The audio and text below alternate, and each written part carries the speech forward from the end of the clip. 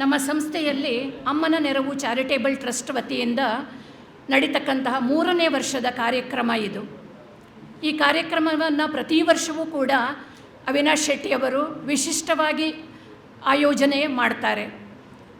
ಈ ಕಾರ್ಯಕ್ರಮದಲ್ಲಿ ವಿದ್ಯಾರ್ಥಿಗಳನ್ನು ಕಲಿತ ಸಂಸ್ಥೆಗೆ ಕರೆಸಿ ಇಲ್ಲಿ ಕಲಿತಾ ಇರತಕ್ಕಂತಹ ವಿದ್ಯಾರ್ಥಿಗಳ ಸಮ್ಮುಖದಲ್ಲಿ ಶಿಕ್ಷಕರ ಮತ್ತು ಗಣ್ಯರ ಸಮ್ಮುಖದಲ್ಲಿ ಅವರಿಗೆ ಗೌರವವನ್ನು ಕೊಡುವಂಥದ್ದು, ಅವರಿಗೆ ಪ್ರೋತ್ಸಾಹವನ್ನು ಕೊಡುವ, ಹುರಿದುಂಬಿಸುವ ಕಾರ್ಯಕ್ರಮವನ್ನು ಪ್ರತಿ ವರ್ಷವೂ ಕೂಡ ಅವರು ಮಾಡ್ತಾ ಇದ್ದಾರೆ. ಹಾಗೆ ಈ ವರ್ಷ ನಮ್ಮ ಅದೃಷ್ಟ ಅಂತ ಹೇಳ್ಬೋದು. JCI ಸಂಸ್ಥೆಯ ರಾಷ್ಟ್ರೀಯ ಅಧ್ಯಕ್ಷರು ನಮ್ಮ ಸಂಸ್ಥೆಗೆ ಭೇಟಿ ಕೊಡುವ ಒಂದು ಸದವಕಾಶ ನಮ್ಮ ಸಂಸ್ಥೆಯ ಪಾಲಿಗೆ ಬಂದಿದೆ. ಅದೇ ರೀತಿ JCI ಸಂಸ್ಥೆಯ ಎಲ್ಲ ಕುಟುಂಬಸ್ಥರು ಕೂಡ ಇಲ್ಲಿ ಸಮಾವೇಶಗೊಂಡಿದ್ದೀರಿ. ವಿದ್ಯಾರ್ಥಿಗಳೇ, ಕಾರ್ಕಳ ತಾಲೂಕಿನ ಹೆಚ್ಚಿನ ಎಲ್ಲ ಸರ್ಕಾರಿ ವಿದ್ಯಾಸಂಸ್ಥೆಯ ಪ್ರತಿಭಾನ್ವಿತ ವಿದ್ಯಾರ್ಥಿಗಳನ್ನು ಗುರುತಿಸಿ ವಿದ್ಯಾರ್ಥಿ ವೇತನವನ್ನು ನೀಡುವುದರ ಹಿಂದೆ ಅವಿನಾಶ್ ಶೆಟ್ಟಿ ಅವರ ಒಳ್ಳೆಯ ಉದ್ದೇಶ ಇದೆ. ಆ ಉದ್ದೇಶವನ್ನು ನೀವು ಅರ್ಥ ಮಾಡಿಕೊಳ್ಳಿ. ಈ ವಿದ್ಯಾರ್ಥಿ ವೇತನವನ್ನು ಸದುಪಯೋಗ ಅಂದರೆ ಶೈಕ್ಷಣಿಕ ಚಟುವಟಿಕೆಗಳಿಗೆ ಮಾತ್ರ ಬಳಸಿಕೊಳ್ಳಿ.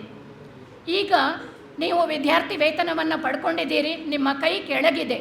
ಆದರೆ ವಿದ್ಯಾರ್ಜನೆಯನ್ನು ಮಾಡಿದ ನಂತರ, ನೀವು ಉದ್ಯೋಗವನ್ನು ಸಂಪಾದಿಸಿದ ನಂತರ ನಿಮ್ಮ ಕೈ ಮೇಲಿರಬೇಕು, 4 ಜನರಿಗೆ ನೀವು ಕೊಡುವ ಹಾಗೆ ಆಗಬೇಕು ಅನ್ನುವ ಆಶಯ ನಮ್ಮದು.